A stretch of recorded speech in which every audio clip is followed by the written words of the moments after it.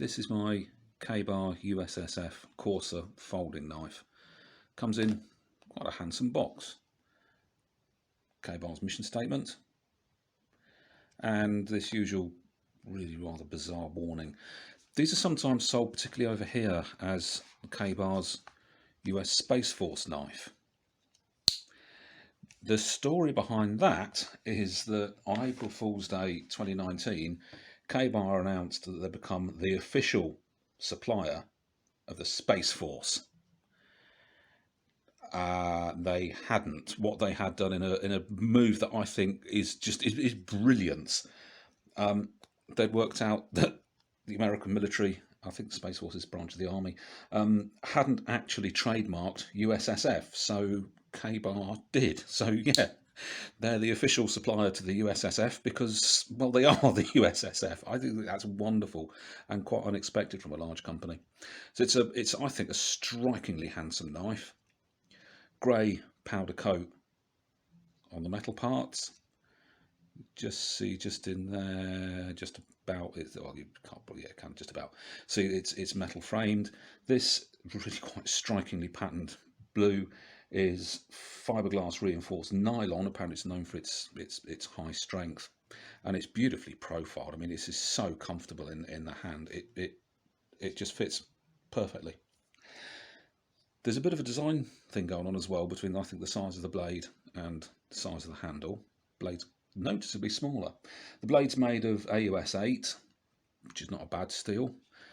The back lock, and that action is really, really smooth. It has had a drop of oil, but just listen to this lock up. That, I think, that's so, sounds so firm to me. There's no wobble. The blade is beautifully centered, and it's a fairly thick sized blade as well. I think it's about 1/8 of an inch.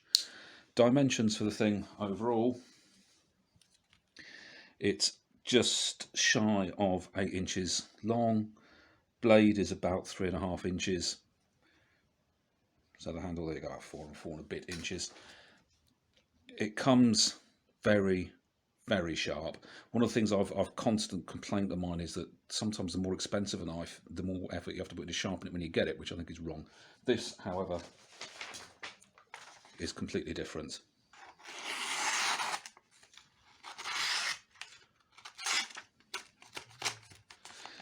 I think that will do for sharpness, really, won't it? You could have hours of fun. Is it shaving sharp? I tried this before, actually, just there. I'll have to try here. Yep, definitely shaving sharp. All in all, it's a really nice knife. It should bear years of abuse, although this one isn't going to get any of that. I'm just going to sit and look at it and be very, very happy that I own something like this. It really is. I think it's a staggeringly handsome looking knife. The name Corser, though, I don't. C-O-R-S-E-R. It's a bit of an odd word. It seems to relate to horses and fast horses. It's using that way in the surname. It's a French word that means the same, and yeah, possibly if it's spelt C-O-U-R-S-E-R, it as opposed to the American C-O-R, it is a swift horse or someone who courses, like hare coursing. It's just really. This sounds a bit plasticky, tinny to me, which is the only slight disappointment. Really nicely put together. Pocket clip that is tip up carry only. Doesn't really affect us over here. Either side, those look like proper decent fasteners. I'm tempted to go all aerospace, but I don't know if it's that good or not. The opening mechanism, this is great. I've had a couple of knives recently where it's just not possible to open it with that thumb stud from that position. This one, and that is properly silky smooth. Really, really nice. One-handed. So yeah, nicely thought out knife. Opens really well. Very, very comfortable to use. Even the pocket clip doesn't really get in the way. It's my frequent criticism of them. We don't carry them over here. We don't carry lock knives over here. So what's the point? That's staying on just because I think it's handsome. I really do like this powder coated grey. It is overall, I think, a very, very handsome knife. But there's more to space knives. Very much to my surprise, space knives are actually a real thing.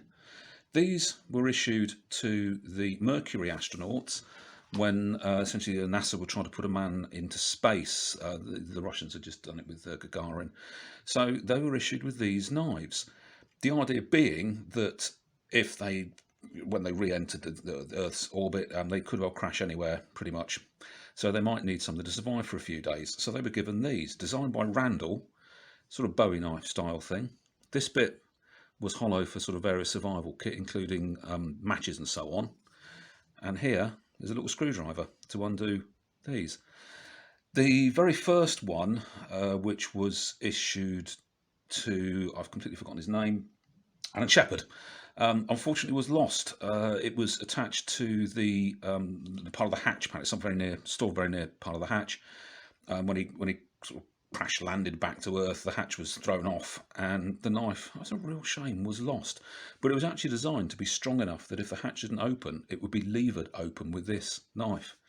I never knew that. I think this is, I'm really blown away by the fact of issuing astronauts with knives, not in some sort of mad James Bond film. There were, I think, 7 of them issued, and there's only a couple left. A couple of the decent. Smithsonian's got one, inevitably. There's a couple in other collections. I doubt very much there's one in private hands. But Randall do make something similar, which they call the, I think it's the Astro. No, this was called the Astro knife. They do something similar. NASA, of course, have issued various knives. I've never seen any of them, and I doubt being over here, frankly, I'm very likely to. But yeah, so space knives. They really do exist.